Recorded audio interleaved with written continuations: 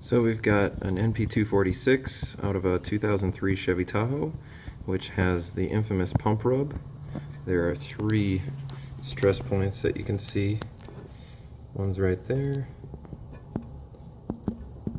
There's one down in there.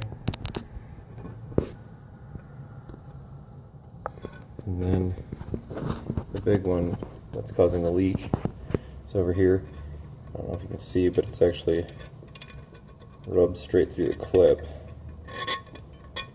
And so after deciding whether or not I was going to buy the replacement case half off of Amazon, I decided instead to buy the Merchant Automotive pump replacement. So here is the stock pump housing.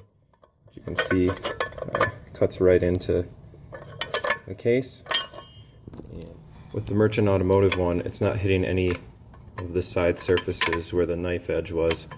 So really I just need to seal those openings up so that no fluid gets out, but whatever I do to seal that will not be structural. It'll just be to keep the fluid from spilling out of the case like it is now. And so I'm going to use JB Weld for that and go ahead and document that and then let you know how it goes as the miles tick by.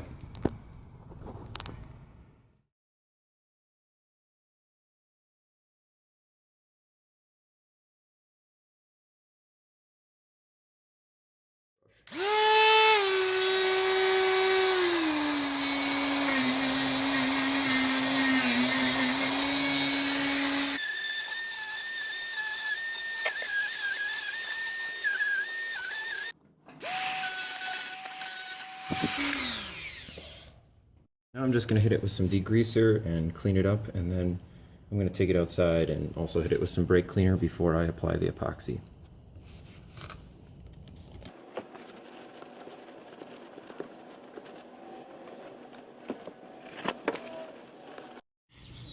I didn't like that the top of the edge there is where the epoxy was going to be on to cover the hole. I didn't feel like there was enough surface area for me to be sure that I wouldn't have to pull this apart again, and that's not something I want to do. So I bought some aluminum angle iron and I machined down these little pieces that I will epoxy in with the process so that it can help spread the load of the adhesion.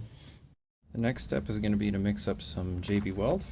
So I'm going to do that on a piece of clear plastic. That's just the packaging from the pump I got for the transfer case fluid, and it says it's a 1-to-1 ratio. We're in Colorado, so the altitude already squeezed out a portion for me upon opening. Probably not going to need that much, but unfortunately the altitude is doing that for me. So I'm going to go ahead now and run a line of hardener that's about the same.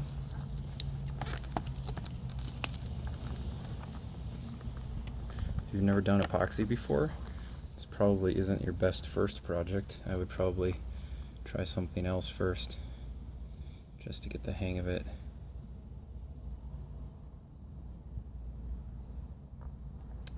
And that's about even.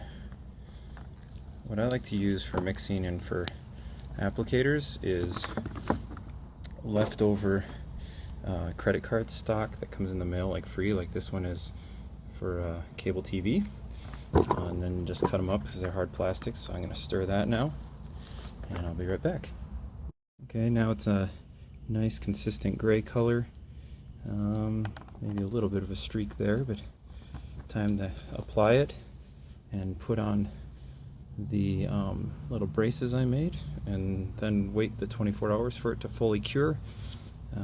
So you'll also notice I'm wearing gloves because when you work with epoxy, you invariably get epoxy on your hands. So I've already done brake fluid. I've wiped everything clean. I've used my Dremel tool to scuff all surfaces so I can get a real good adhesion. And now I'm just going to lay it on there, lay it on the top as well.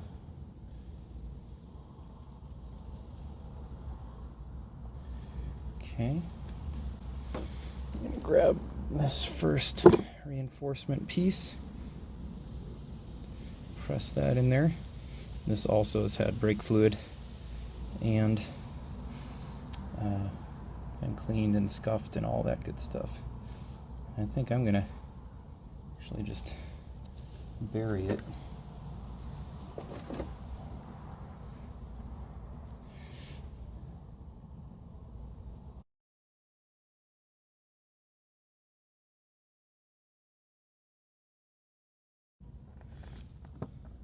Get my applicator here and press that in there.